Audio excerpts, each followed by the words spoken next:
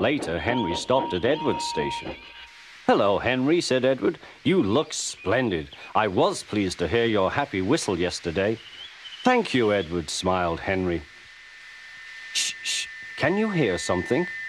"It sounds like Gordon," said Edward, "and it ought to be Gordon.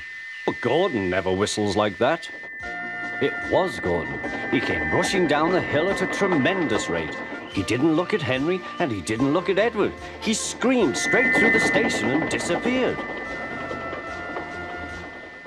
"Well," said Edward. "It isn't wrong," chuckled Henry, "but we just don't do it." And he told Edward what Gordon had said.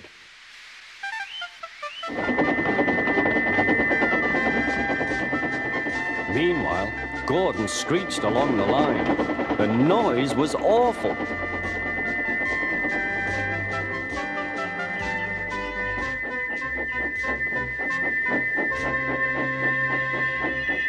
At the station, everyone held their ears.